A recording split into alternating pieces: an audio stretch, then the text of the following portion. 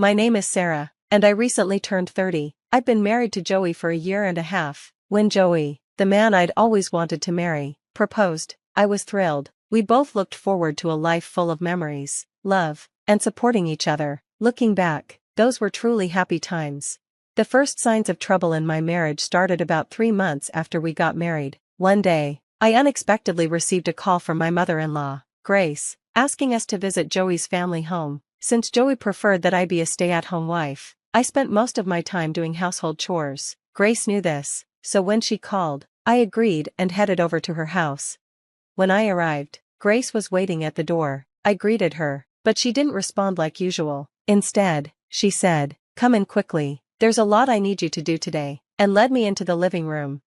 Confused, I asked, "What do you need me to do?" She pointed to the kitchen sink with her chin and said, "It's full of breakfast and lunch dishes, go wash them." I was shocked and didn't know how to respond. Grace had always been friendly and kind whenever Joey and I visited before. I hesitated, but she snapped, "Why are you just standing there? Didn't you hear me? Wash the dishes." Startled by her sudden change in attitude, I quickly replied, "Okay," and went to the kitchen. My heart was pounding. I had never seen this side of Grace. Could this be harassment? The thought sent a chill through me. Not wanting to make her angrier, I washed and put away the dishes as quickly as possible. When I was done, I said, "Grace, I've finished the dishes." Without much reaction, she replied, "Good, now do the laundry, and after that, clean the house, including the stairs." Then, she laid down on the living room sofa and fell asleep. I stood there, completely lost. I didn't know where the cleaning supplies were or how she expected me to do the laundry in her house. Nervously, I asked, "Grace?" She snapped again, "I just told you what to do. You're my son's wife. Can't you handle this? Even my daughter, who's younger than you, does this perfectly." She then fell back asleep. I was stunned and felt frozen. Why was she comparing me to my sister-in-law, Lily? Frustrated, I decided to clean the house and do the laundry anyway, even though it seemed like my efforts didn't meet her expectations. I had to redo the laundry and cleaning because Grace wasn't satisfied. She constantly said things like, "If it were Lily, she would have gotten it right. Why can't you? You're unfit to be Joey's wife if you can't even manage household chores." How embarrassing. Her complaints never stopped. It suddenly dawned on me why Grace was being so harsh. She was comparing me to her perfect daughter, Lily, and couldn't stand that I didn't measure up. Lily is Joey's sister and my sister-in-law. She got married before us and lives with her in-laws, so we rarely see her. From the little I know of her, especially from our wedding, she seemed outgoing and easy to talk to, but since we've never had a deep conversation, I can't say for sure. Grace and my father-in-law, William, always seemed to favor Lily. I remember at our wedding, William said, "Look how cute Lily is in her party dress. She's stealing the spotlight from the bride." Grace agreed, and even Lily joked, "Hey, that's rude to Sarah." Joey and I laughed it off, but it stung a little. Ever since then, Grace and William have been comparing me to Lily, and my feelings towards her have become more negative. 3 months into our marriage, I talked to Joey about Grace's behavior. I told him, "I went to your parents' house today because Grace called me. I did the chores, but she kept comparing me to Lily and complained the whole time. Can you say something to her?" Joey replied, That doesn't sound like Mom, but okay, I'll talk to her." His tone bothered me, but I hoped he would handle it. Unfortunately, it only made things worse. Grace started calling me over even more, piling on chores and even making me do major shopping for her. At first, Joey would say, "All right, I'll tell Mom," but as time went on, he started saying, "Maybe you're just being too sensitive." Eventually, whenever I brought up Grace, he would sigh and say, "Look, maybe Mom's just trying to help you. Why not take it a bit more seriously?" Can you believe it? We had only been married for about a year, and Joey was already taking his mom's side over mine. I felt a wave of emptiness wash over me, filled with anger and sadness. I had moved past those feelings and reached a state of complete indifference. From then on, whenever I visited Joey's parents' house with him, Grace began ordering me around like it was expected. It seemed like she now thought Joey was on her side, so she didn't hesitate to assign all the household chores to me. Meanwhile, William, Grace, and Joey would sit in the living room enjoying tea.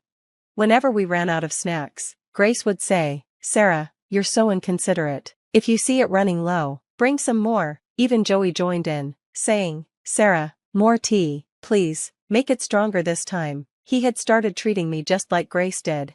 William wasn't any better. He would order me around too, saying things like, "Sarah, we're out of cigarettes, go get some." I wanted to scream, "Buy your own cigarettes, Joey, Grace, make your own tea and snacks," but I felt trapped and alone, and changing my situation seemed impossible. Fast forward a year and a half into our marriage, I was once again at Joey's family home. These days, Grace would call me over on Joey's days off, and we both felt obligated to go. I was pregnant and had just entered my third trimester. I felt awful and honestly didn't want to be at Joey's family home at all. After learning about my pregnancy, Grace seemed more enthusiastic, saying, "I have so many things to teach you as a mother-to-be," but in reality, she just had me doing housework while neither Joey nor William lifted a finger to help. I was just following Grace's orders. I was experiencing periodic stomach cramps and discomfort, and I was even breaking out in cold sweats. Standing was becoming a real struggle. Despite this, Grace said, "Lily did housework even when she was pregnant. You know you're slacking off a bit, don't you?" Sure, my morning sickness hadn't been too severe, just some nausea and fatigue, but now, in my third trimester, I felt weak and struggled just to stand. Hours later, while I was preparing dinner in the kitchen, a sharp pain suddenly hit my stomach, and I crouched down. Just then, the front door opened, and I heard a loud voice call out, "We're home." It was Joey and William. I could hear them asking, "You're back, where's Mom?" It was clear that Lily had returned as footsteps approached. She walked into the kitchen and was startled to see me hunched over in pain. "What's going on, Sarah? Are you okay?" she asked, rushing over to me. I replied, "Sorry, my stomach's hurting a bit." Hearing this, Lily looked at my belly and awkwardly asked, "Sarah, could you be pregnant?" I thought Joey had told Lily since he said he would when I entered my third trimester. Suddenly, Lily began to tremble, her face turning bright red, and she stormed out of the kitchen. "Mom, where are you?" she yelled as she called for Grace. Grace, who had likely been napping upstairs, came down casually. "Oh, Lily, welcome back. I missed you," she said, trying to hug her, but Lily pushed her away.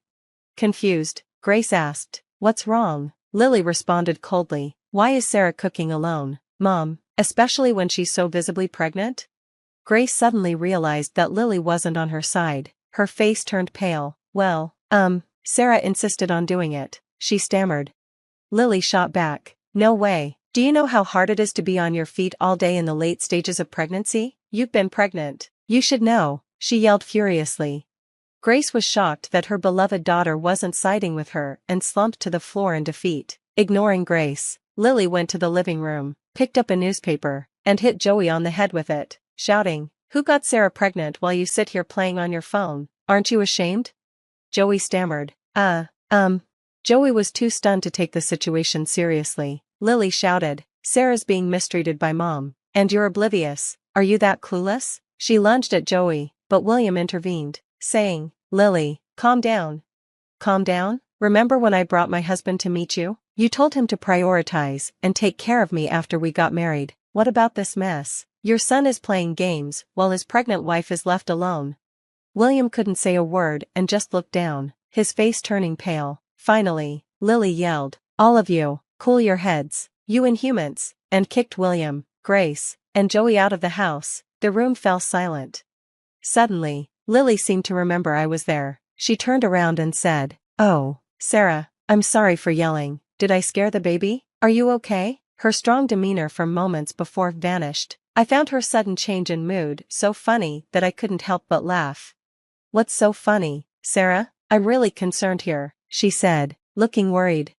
"Yeah, sorry, I get it, Lily. Thanks for sticking up for me." When I actually said thank you, tears started flowing. All the pent-up emotions I had been holding back came rushing out. For someone who had felt so alone, Lily's words and actions meant the world to me. My impression of her began to improve after this incident.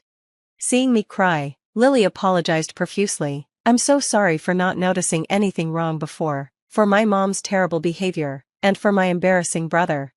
But I told her, "It's not you who should be apologizing, Grace, for what she did, and William and Joey for turning a blind eye. They're also in the wrong. I'm even at fault for not seeking help sooner."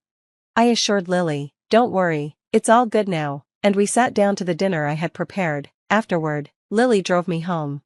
A few hours later, a likely flustered Joey returned. He had completely changed his tune, saying, "Sarah, I'm really sorry about everything, it won't happen again."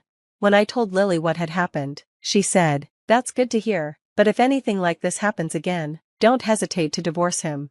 Grace and William later came to our home to formally apologize, saying, "We were wrong, we're really sorry." After that, there were no more calls to come to Joey's family home, and the harassment from Grace stopped. Joey also stopped suggesting we visit his family, allowing me to relax for the rest of my pregnancy. Thanks to Lily, we started staying in touch frequently. We even had casual phone calls, chatting about various things and feeling like real friends. Once things settled down after the baby was born, I planned to visit Joey's family again. When I told Lily, she said, "Let me know when you're going, we'll plan a family visit too." It felt reassuring to have her support. From the bottom of my heart, I was glad Lily was there. I thought everything would be okay now, with Grace and with Joey. I felt confident that we could manage, and I owed this newfound confidence to Lily. If Lily ever needed help, I wanted to be there for her too. That's how I went through each day now.